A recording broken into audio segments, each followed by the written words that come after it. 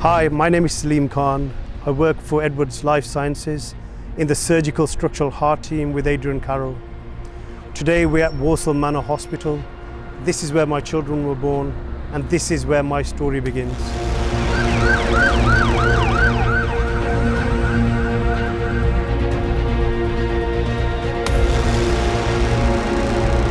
When I was brought into A&E, speaking to the consultant at the time, she said I was about a minute away from respiratory failure, complete respiratory failure, before they put me on the ventilator. So yeah, to come back from that, it's just, it's taken its time, but it's been a longer journey than I'd first expected, really. How did you feel when you came into ITU? To be fair, it was blue lights and I couldn't actually breathe.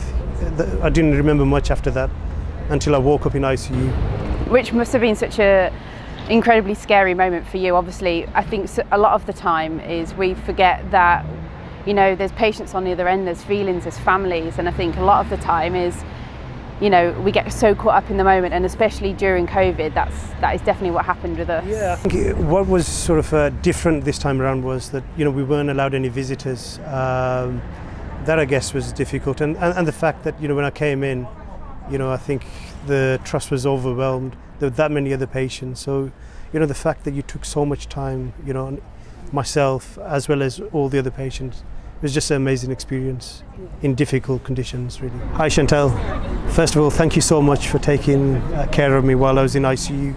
We really appreciate that. You probably didn't know what role I was doing because we all had the same scrubs on and the same masks and we all looked the same, but I'm a healthcare assistant in ICU, so I help the nurses with everything from observations to taking bloods to repositioning patients and comforting relatives over the phone because obviously they couldn't visit at the time. And how are things now in Walsall Manor? A lot better. Obviously there's still restrictions on visiting because COVID's still here, but things are a lot better. So hopefully it stays that way because it was a bit crazy. The last time I was with Salim was in December 2019 with the whole of the team celebrating an amazing year on a big bus in London. Much has happened since then. In March, with the pandemic, we decided as a business we needed to do something to help customers and anything we could to help the NHS. And that's when I picked up the phone to Nick Walker, head of the business in Newbury, and Colin Hart, one of the directors of critical care in Europe. Between us, we came up with a big idea. We would host twice a week a Boostcast to help people's confidence, clarity, and connectivity.